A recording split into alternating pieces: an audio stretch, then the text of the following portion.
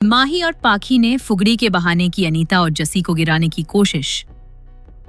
Serial Anupama में माही और पाखी जानबूझकर फुगड़ी के बहाने से जस्सी और अनीता को गिराने की कोशिश करते हैं, जिसमें माही को तो सफलता नहीं मिलती क्योंकि जस्सी पहले ही अपना हाथ छुड़ा लेती है।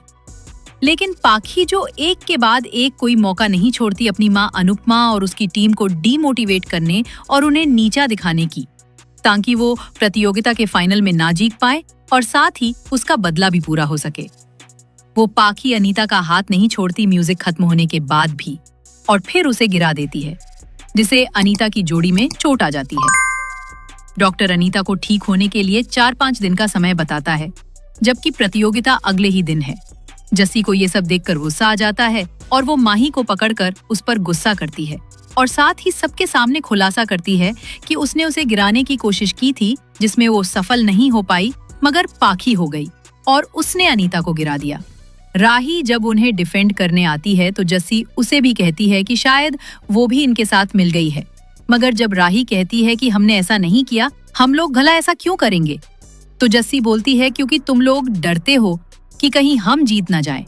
पर साथ ही राही को कहती है कि अगर वो फेयर गेम में बिलीव करती है तो वो इस तरह बार बार अपनी मां अनुपमा को मेंटली डिस्टर्ब और इमोशनली हर्ट नहीं करती।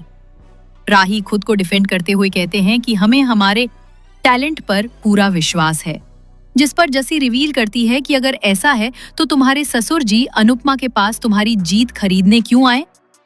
जस्सी कहती हैं कि अनुपमा को हारने के लिए पैसे ऑफर किए थे और साथ ही पूरी बस्ती की जिम्मेवारी भी लेने को तैयार हो गए थे।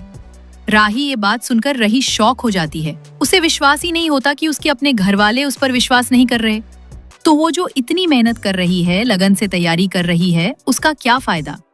जिसके बाद राही आहत होकर वहां से चली जाती है और जस्सी अनुपमा को सॉरी बोलती है कि सॉरी अनु, मगर इनको आईना दिखाना जरूरी था।